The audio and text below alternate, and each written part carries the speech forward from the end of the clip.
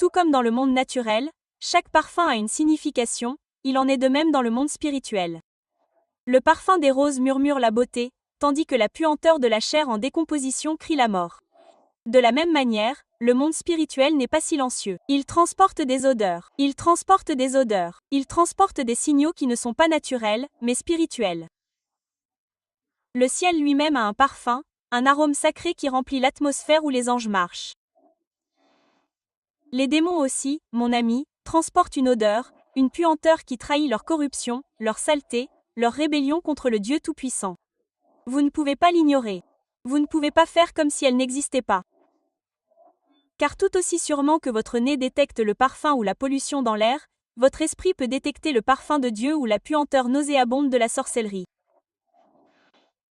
Ne savez-vous pas que la Bible parle des odeurs comme des signes de vie et de mort? Lorsque Noé offrit son sacrifice après le déluge, les Écritures disent que le Seigneur sentit l'arôme agréable et répondit par la miséricorde de l'Alliance.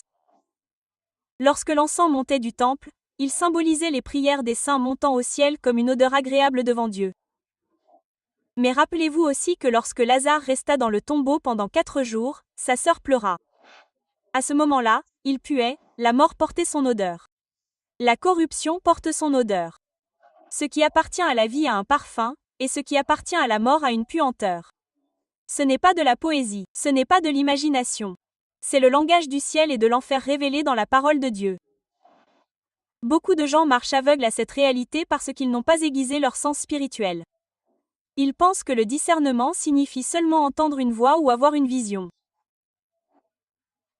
Mais le Saint-Esprit éveille tous les sens de l'esprit pour voir, entendre, percevoir, goûter et oui, sentir. Il y a des endroits où l'atmosphère est lourde. Où votre homme intérieur recule, où quelque chose en vous murmure, ceci n'est pas pur. Ceci n'est pas sain. Qu'est-ce que c'est? C'est votre nez spirituel qui détecte l'odeur de la corruption. Tout comme une maison remplie de fumée avertit d'un incendie, la puanteur dans l'esprit avertit d'une présence démoniaque, de la sorcellerie, de l'occultisme. Elle dégage une odeur, une marque, une puanteur qui s'accroche à un environnement, à une personne, à une pratique. Le diable se cache derrière des masques de glamour et de paillettes, mais il ne peut pas cacher la puanteur de la rébellion. Oh mon ami, vous devez comprendre que les atmosphères ne sont pas neutres. Les maisons transportent des odeurs dans la nature, et les maisons transportent des odeurs dans l'esprit. Êtes-vous entré dans une pièce remplie de prières? Immédiatement, l'air est léger, il semble libre, il semble vivant. C'est le parfum du ciel. Mais entrez dans un lieu dédié aux ténèbres, aux rituels, à la sorcellerie, et vous ressentirez l'oppression, la lourdeur et la décadence. Votre esprit sent ce que votre nez ne peut pas sentir. Vous ne l'expliquez peut-être pas, mais vous savez que c'est là. La Bible dit que nous sommes l'arôme du Christ parmi ceux qui sont sauvés et ceux qui périssent. Cela signifie que dans le monde invisible, vous portez aussi une odeur. Soit vous portez le parfum du Christ, soit vous portez l'odeur du péché. Écoutez-moi. Le royaume du diable est pourri jusqu'à la moelle et toute chose pourrie sent mauvais. Les démons traînent l'odeur de la mort partout où ils vont. C'est pourquoi la dépression, la luxure, la colère et la peur ne sont pas seulement lourdes, elles sentent mauvais dans l'esprit. Elles portent en elles la corruption. Tout comme les ordures laissées trop longtemps commencent à puer, une vie livrée aux démons commence à émettre une puanteur spirituelle. C'est pourquoi le croyant perspicace ne doit jamais ignorer ses sens spirituels. Ne marchez pas aveuglément, ne marchez pas engourdi. Si votre esprit recule, si votre homme intérieur détecte la souillure, vous devez savoir que l'ennemi est proche. Car tout aussi sûrement que le Christ remplit l'atmosphère de son doux parfum, Satan la remplit de la puanteur de la sorcellerie et de la rébellion. Le royaume des esprits est vivant d'odeur. Le ciel sent la sainteté, l'adoration, la pureté. L'enfer sent la corruption, la rébellion et la mort. Les anges viennent avec l'odeur du trône de Dieu. Les démons viennent avec l'odeur de la fosse. Et le peuple de Dieu n'est pas laissé sans témoin. Votre esprit peut le discerner. Vous pouvez sentir la différence entre le parfum de la vie et l'odeur de la mort. Et une fois que vous aurez appris à marcher par l'esprit, vous ne serez plus jamais trompé par le parfum de la sorcellerie qui cache son poison. Car l'Esprit de Dieu vous fera sentir la vérité qui se cache en dessous. Dès le début des Écritures, Dieu se révèle comme quelqu'un qui réagit au parfum, à l'arôme, à l'encens qui monte de la terre vers le ciel. La Bible dit que lorsque Noé sortit de l'arche, il construisit un autel et offrit un sacrifice au Seigneur. La parole déclare, et le Seigneur sentit une odeur apaisante. Et à ce moment-là, Dieu déclara qu'il ne maudirait plus jamais la terre à cause de l'homme. Pensez-y. Le déluge avait détruit la terre. Le jugement avait été déversé. Pourtant, l'odeur du sacrifice a changé l'atmosphère. Ce n'était pas simplement de la fumée qui s'élevait dans l'air. C'était un parfum spirituel qui montait dans les narines du Dieu Tout-Puissant. Le ciel reconnaît le parfum, pas seulement le parfum naturel, mais la réalité spirituelle qui se cache derrière. À maintes reprises dans l'Ancien Testament, Dieu ordonna que de l'encens soit brûlé dans son tabernacle et dans son temple. Il ordonna aux prêtres de préparer un mélange sacré, un parfum que l'homme ne devait pas copier, un parfum réservé à lui seul. Ce n'était pas de la superstition, c'était du symbolisme divin. Cet encens sacré représentait les prières du peuple de Dieu. Lorsque les prêtres le brûlaient, la fumée s'élevait comme un signe visible d'adoration montant vers le ciel. C'était un doux arôme devant le trône de Dieu et il en était satisfait. Voyez-vous, dans le monde spirituel, l'adoration a une odeur. L'obéissance a un parfum. La sainteté emplit l'atmosphère d'un parfum qui atteint la salle du trône de Dieu lui-même. Dans l'Apocalypse, il nous est dit que des coupes d'or remplies d'encens se trouvent dans le ciel, ce sont les prières des saints. Chaque prière que vous avez faite avec foi s'élève comme de l'encens, comme un parfum devant Dieu. Le ciel est rempli de cet arôme d'intercession. Les anges de Dieu le portent devant lui comme un témoignage de son peuple qui crie sur la terre. Lorsque vous ouvrez la bouche pour prier, lorsque vous élevez votre cœur pour adorer, vous libérez un parfum dans le domaine spirituel. Et ce parfum ne disparaît pas dans les airs. Il monte et reste devant Dieu comme un mémorial. Même la vie de Jésus lui-même est décrite dans le langage du parfum. Paul a écrit que le Christ s'est livré pour nous en offrande et en sacrifice à Dieu pour un parfum agréable. Pensez-y. Lorsque Jésus était suspendu à la croix, versant son sang, répandant sa vie, le monde sentait le sang, la sueur et la mort. Mais au ciel, Dieu a senti le plus beau des parfums, l'obéissance de son Fils, le sacrifice d'amour, l'arôme de la rédemption. Et maintenant, par lui, nous qui croyons sommes décrits comme l'arôme du Christ. Parmi ceux qui sont sauvés et même parmi ceux qui périssent, nous portons un parfum dans l'esprit. Ce n'est pas une futilité symbolique, c'est une réalité. Votre vie dégage une odeur spirituelle. Si vous vivez en Christ, vous sentez son odeur. Si vous marchez dans l'obéissance, le parfum du ciel repose sur vous. C'est pourquoi Paul a également parlé de nos vies comme d'un sacrifice. Il a exhorté les croyants à présenter leur corps comme des sacrifices vivants, saints et agréables à Dieu. Le sacrifice n'est pas seulement quelque chose que vous donnez, c'est quelque chose que vous libérez. Et ce que vous libérez porte une odeur. Une vie sainte et parfumée devant le Seigneur. Une vie d'abandon remplit l'atmosphère spirituelle d'un parfum que les démons ne peuvent supporter. Même vos actes d'obéissance, vos paroles de bonté, vos larmes d'intercession, vos cris d'adoration, s'élèvent devant Dieu comme de l'encens. Il change l'atmosphère. Il crée un parfum qui marque votre maison, votre ministère, votre être même. Le monde spirituel est vivant de parfum. Chaque acte d'adoration porte une odeur. Chaque prière libère une odeur. Chaque sacrifice s'élève comme de l'encens. Dieu l'a conçu ainsi pour nous apprendre que la sainteté n'est pas cachée. Elle n'est pas neutre. Elle emplit l'atmosphère d'un doux arôme dont le ciel se délecte. Les anges se meuvent dans ce parfum. La gloire de Dieu demeure là où l'encens de la prière monte continuellement. Et là où le peuple de Dieu marche dans l'obéissance, le parfum spirituel du Christ le suit comme un nuage, invisible aux yeux naturels, mais indubitable dans l'esprit. Si la présence de Dieu est comme un doux arôme, alors les œuvres du diable puent comme un égout dans l'esprit. La sorcellerie n'est pas seulement une pratique de sorts et de rituels. C'est une rébellion qui pue devant le trône de Dieu. La Bible dit que la rébellion est comme le péché de sorcellerie. La rébellion n'est pas une chose neutre. Elle porte une odeur. Elle est comme de la nourriture avariée laissée à pourrir, comme de la chair qui se décompose au soleil. La sorcellerie libère dans l'atmosphère une odeur de corruption, une odeur spirituelle qui apporte lourdeur, oppression et décomposition. Lorsque la sorcellerie opère dans une région, lorsque la sorcellerie s'infiltre dans une communauté, lorsque les pratiques occultes sont accueillies dans les foyers, l'atmosphère devient polluée.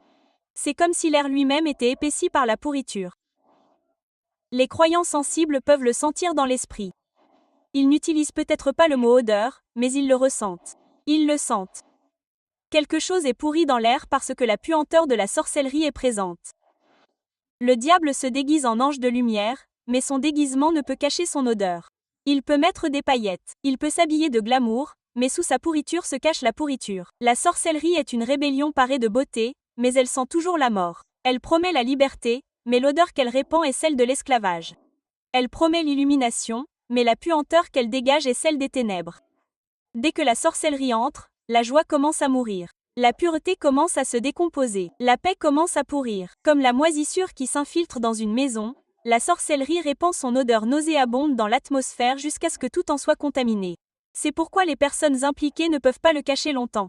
Leur langage change, leurs yeux révèlent de la lourdeur.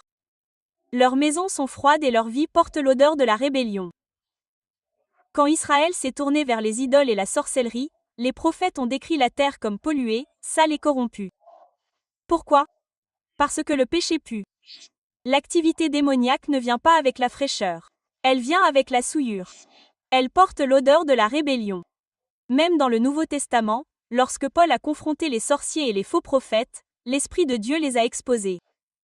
L'atmosphère autour d'eux était polluée et leur influence a répandu la corruption. Les démons ne viennent pas avec un parfum, ils viennent avec de la saleté. Ils portent l'odeur de la fosse d'où ils rampent. Et partout où ils sont tolérés, l'environnement devient oppressant, lourd et épais de décomposition. Vous pouvez le sentir lorsque la sorcellerie est à l'œuvre. Entrez dans une pièce où l'Esprit de Dieu a agi et vous ressentez la vie, la joie, la liberté. Entrez dans une pièce où la sorcellerie a été pratiquée et votre esprit recule. L'air est lourd. Votre âme se sent mal à l'aise. Votre esprit gémit. Ce malaise n'est pas dû à l'imagination. C'est du discernement. C'est la puanteur de la sorcellerie qui monte dans l'esprit. Plus vous vous rapprochez de Dieu, plus vos sens s'aiguisent. Le doux parfum du Christ rend l'odeur nauséabonde de la sorcellerie insupportable à votre esprit. Tout comme un homme qui vit près de Rose détectera immédiatement l'odeur de la viande pourrie, un croyant marchant dans la sainteté reconnaîtra instantanément la puanteur de la corruption démoniaque. La sorcellerie prospère dans le secret, mais son odeur la trahit. Peu importe à quel point elle est cachée, peu importe à quel point elle est dissimulée, la sorcellerie laisse une trace. Elle souille l'atmosphère. Elle sature l'environnement. Elle s'accroche à l'esprit. C'est pourquoi des nations entières peuvent être sous son charme.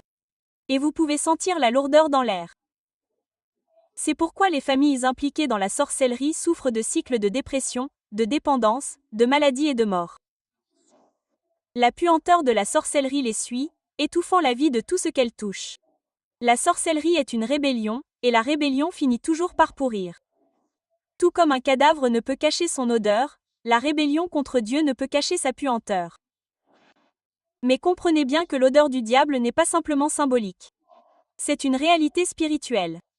Les démons portent en eux la puanteur de leur corruption. Ils respirent la rébellion. Ils exhalent la saleté. Et partout où ils se rassemblent, l'odeur de la pourriture emplit l'atmosphère de l'esprit.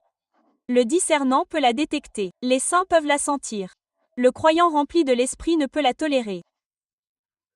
Et bien que le monde puisse la qualifier d'inoffensive ou de glamour, bien que la société puisse l'appeler culture ou tradition, l'esprit la révèle pour ce qu'elle est vraiment, la puanteur nauséabonde de la sorcellerie, l'odeur de la rébellion contre le Dieu vivant. Les démons ne sont pas des êtres neutres errant sur terre avec des intentions inoffensives. Ce sont des messagers de la mort, des porteurs de corruption, des agents de la pourriture. Où qu'ils posent le pied, ils laissent derrière eux une puanteur, une odeur invisible dans l'esprit qui témoigne de leur nature. Ils sont comme des vautours qui tournent autour des morts, annonçant par leur présence que quelque chose a déjà commencé à pourrir. La Bible dépeint clairement la mort comme ayant une odeur. Lorsque Lazare fut 4 jours dans la tombe, sa sœur Marthe s'écria, « Il sent déjà mauvais. » La mort ne peut être cachée. Elle se révèle par son odeur. Il en est de même pour les démons. Ils apportent en tout lieu, dans toute vie, dans chaque maison, ils infestent l'odeur de la mort. Vous ne la détecterez peut-être pas avec votre nez naturel, mais votre esprit reculera parce que l'odeur de la mort est dans l'air. Les démons corrompent tout ce qu'ils touchent. Lorsqu'ils entrent dans la vie d'une personne, le parfum de la joie commence à disparaître et l'odeur de la tristesse remplit l'air. Là où il y avait la paix, l'anxiété persiste soudainement comme une odeur nauséabonde. Là où il y avait la pureté, la perversion s'infiltre comme la puanteur des ordures en décomposition. Les démons n'apportent jamais de fraîcheur, ils apportent la souillure. Ils prospèrent dans la décomposition. Ils se nourrissent de corruption et, tels des parasites, ils laissent derrière eux une traînée de pollution. C'est pourquoi tant d'endroits où prospère l'activité démoniaque semblent suffoquer. Entrez-y et votre âme a l'impression de ne plus pouvoir respirer. Cela, l'étouffement n'est pas naturel. C'est l'atmosphère de mort que les démons transportent avec eux. Quand on regarde le monde d'aujourd'hui, on peut la sentir partout. Les divertissements remplis de perversion, les addictions qui asservissent des millions de personnes, la violence qui éclate dans les maisons et les rues, tout cela sent la mort. Ce n'est pas seulement le déclin moral. C'est l'odeur des démons à l'œuvre. Ils diffusent l'odeur de la décomposition partout où ils influencent les esprits et les cœurs. Ils ne se contentent pas de la neutralité. Ils cherchent à infester, à pourrir, à étouffer. Tout comme la moisissure se propage dans un coin humide et remplit bientôt toute la pièce de puanteur, les démons répandent la corruption jusqu'à ce que des communautés entières transportent l'odeur de la mort dans l'esprit.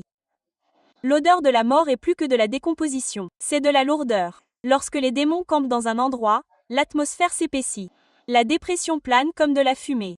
Le désespoir remplit la pièce comme l'odeur d'une tombe éventée. Les gens entrent et se sentent opprimés sans savoir pourquoi. Ils peuvent ne pas voir démons, mais ils sentent le poids de leur présence, l'odeur de leur corruption. Une église sans le feu de Dieu sent le manque de vie, comme un cimetière dans l'esprit. Une famille déchirée par la dépendance porte l'odeur de la mort dans son atmosphère. Une vie livrée au péché commence à puer dans le royaume de l'esprit. Car les démons y ont fait leur demeure. Et ne pensez pas un seul instant que les démons ne s'attachent qu'aux individus. Ils infestent les territoires. Ils marquent des villes entières de leur odeur. Il y a des quartiers où le meurtre est courant, et l'odeur de la mort flotte dans les rues.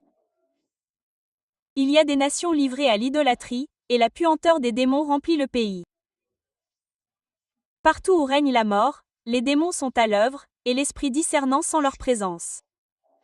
Tout comme vous pouvez entrer sur un champ de bataille et sentir la puanteur persistante du sang et de la décomposition, de même dans l'esprit vous pouvez sentir quand les démons ont régné sur une région. Mais comprenez ceci, bien-aimés, les démons ne peuvent pas cacher leur nature. Ils peuvent murmurer des mensonges, ils peuvent faire des promesses, liberté, ils peuvent apparaître comme des anges de lumière, mais leur odeur les trahit. Ils portent en eux l'odeur de la fosse, l'odeur de la tombe, la puanteur de la mort éternelle. Vous pouvez couvrir un cadavre de parfum, mais la puanteur finit par monter. Vous pouvez masquer le péché avec du glamour, mais l'odeur des démons continuera de s'infiltrer. Leur corruption ne peut être contenue. Elle se répand dans l'atmosphère et le croyant rempli de l'esprit la sent et le sait. C'est pourquoi le discernement spirituel est si essentiel. Sans lui, beaucoup sont trompés. Ils voient le masque mais ne sentent pas la puanteur. Ils sont attirés par ce qui a l'air beau mais ne peuvent pas détecter l'odeur de la pourriture en dessous. Mais celui qui marche dans l'esprit sent instantanément la corruption. Le diable ne peut cacher son odeur aux enfants de Dieu qui sont vivants en Christ. Les démons puent la mort. Ils puent la rébellion. Ils puent la tombe. Et lorsqu'ils entrent dans la pièce, l'atmosphère témoigne de leur présence. La puanteur de l'enfer traîne derrière eux comme un nuage nauséabond. Si, les démons portent l'odeur de la mort, tandis que la présence de Dieu porte le parfum de la vie. La Bible déclare que nous sommes l'arôme du Christ pour Dieu parmi ceux qui sont sauvés et même parmi ceux qui périssent. Le parfum de sa présence n'est pas imaginaire.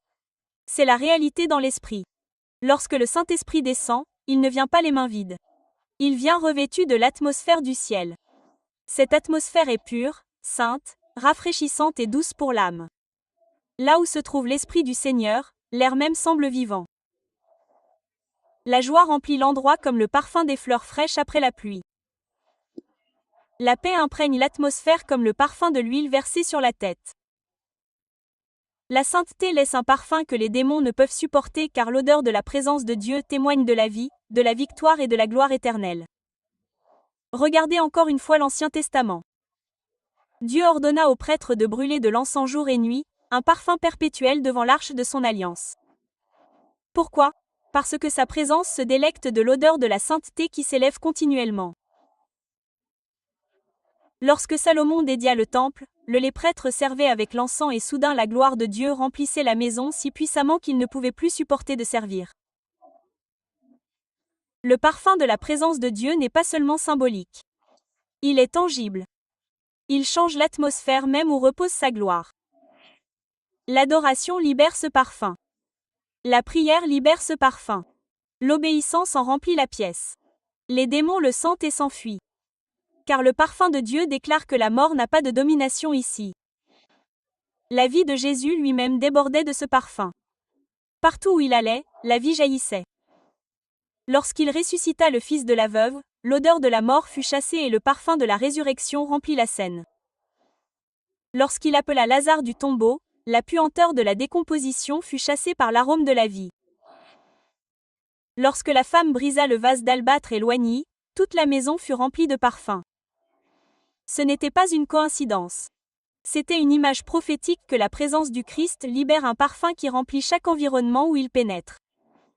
Et même maintenant, le Christ ressuscité vit en nous par son esprit et son parfum.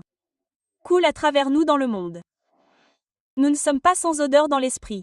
Nous portons le parfum du ciel, l'odeur de la victoire, l'arôme du Christ lui-même. Pensez à quel point il est rafraîchissant d'entrer dans une pièce remplie de prières. L'atmosphère elle-même semble plus légère. Les fardeaux commencent à s'alléger. Les chagrins commencent à fondre. Les peurs commencent à se disperser. C'est le parfum de la présence de Dieu qui change l'air.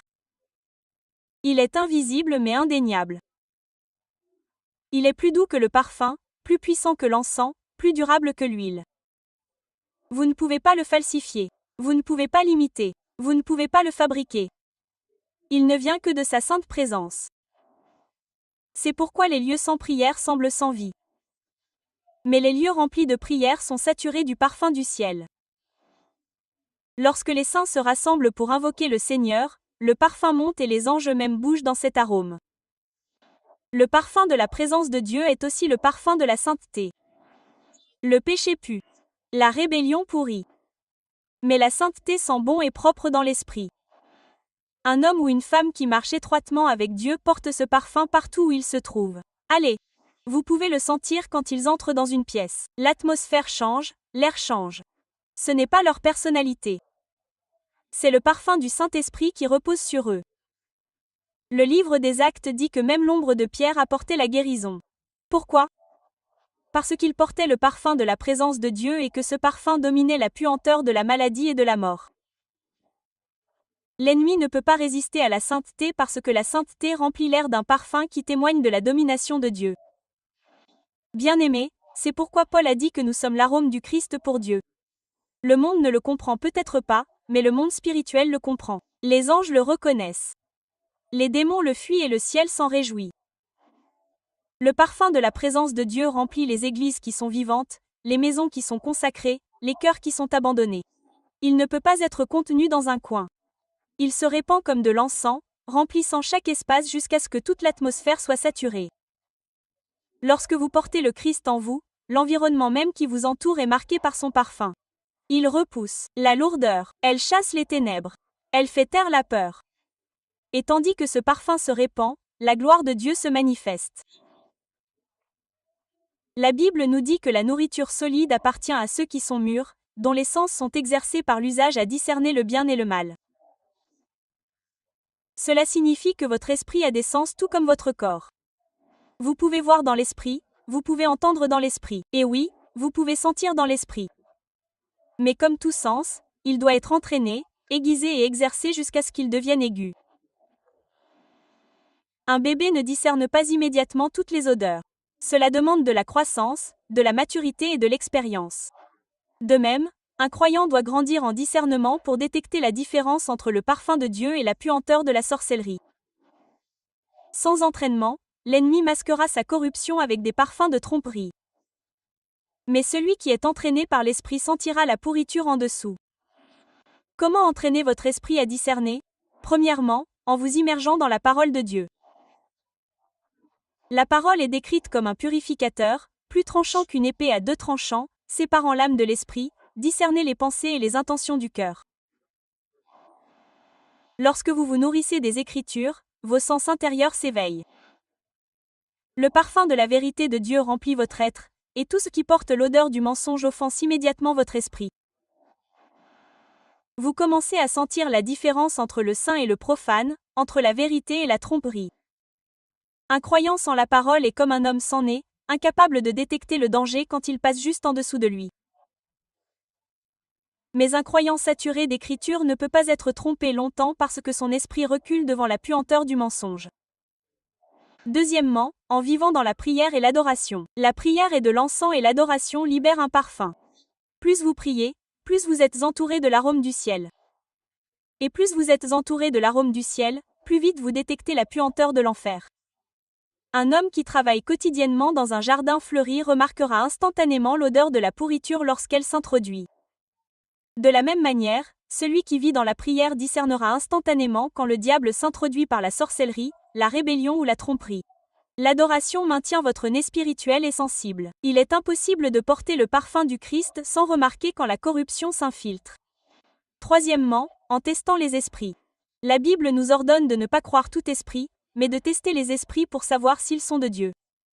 Cela signifie que vous devez activement discerner ce qui influence votre vie, votre environnement, vos pensées et votre atmosphère. Toutes les belles choses ne portent pas le parfum de Dieu. Tous les beaux sons ne sont pas saints. Toutes les apparences brillantes ne sont pas célestes. Le diable est un maître du déguisement, mais il ne peut pas dissimuler son odeur.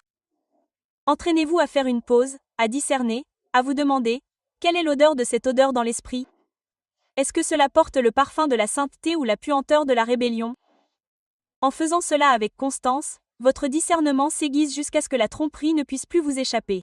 Quatrièmement, par l'obéissance, chaque fois que vous obéissez à l'esprit, vos sens s'aiguisent. Chaque fois que vous lui résistez, il s'émousse. Le péché engourdit le nez de l'esprit, mais la sainteté l'aiguise.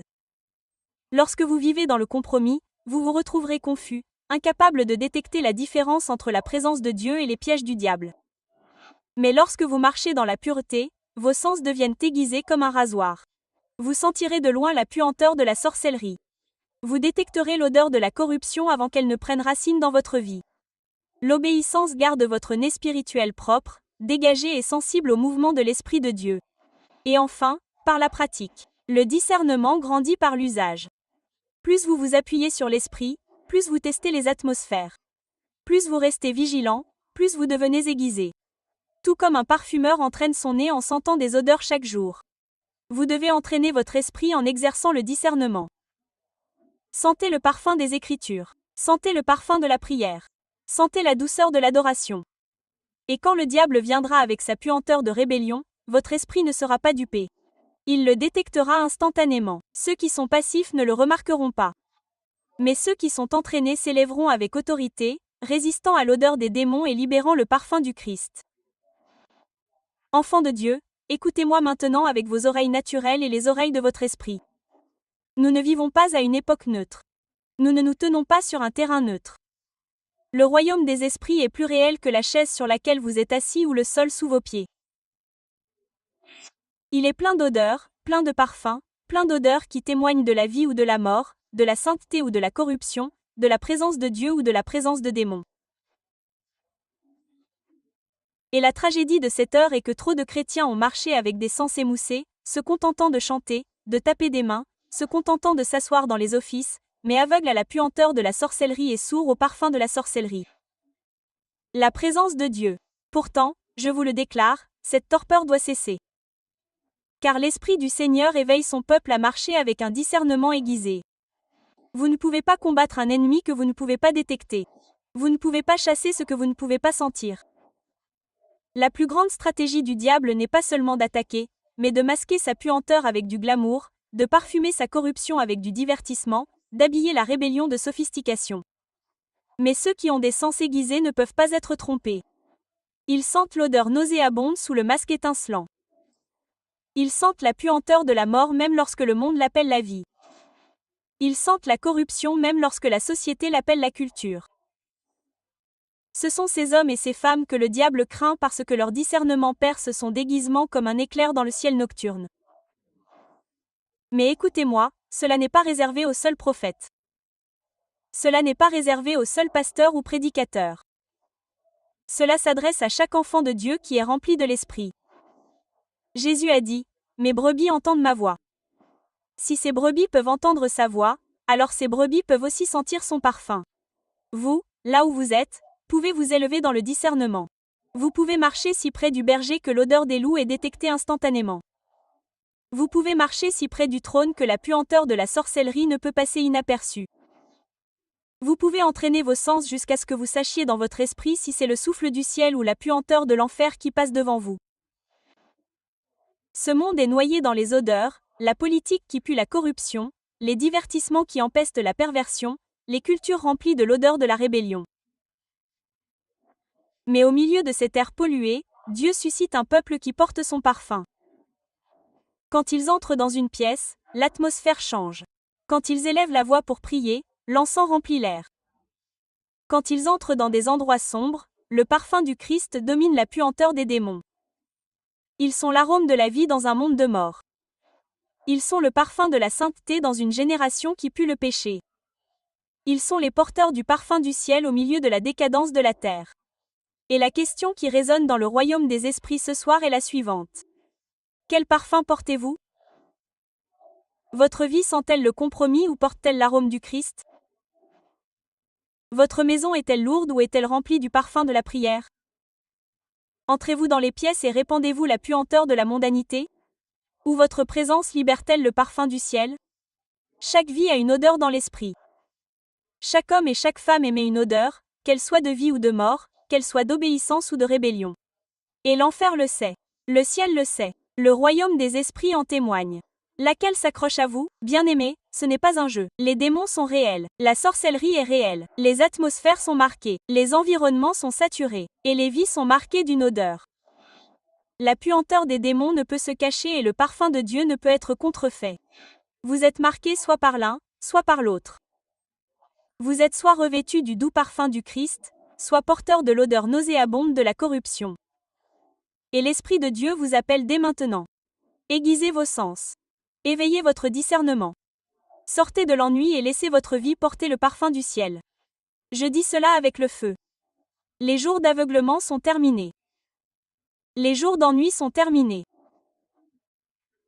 Les élus de Dieu s'élèvent avec des narines aiguisées dans l'esprit, capables de détecter, capables de discerner, capables de chasser la puanteur des démons et de remplir l'air du parfum de la gloire. Ce n'est pas le moment d'être neutre. C'est le moment de décider quel parfum votre vie portera. Le ciel et l'enfer vous sentent tous deux dans l'esprit. Les anges vous connaissent par votre parfum et les démons vous craignent par votre arôme. Je vous demande donc maintenant, alors que le feu du Saint-Esprit brûle dans vos os, quelle odeur portez-vous? Quel parfum marque votre vie dans l'esprit?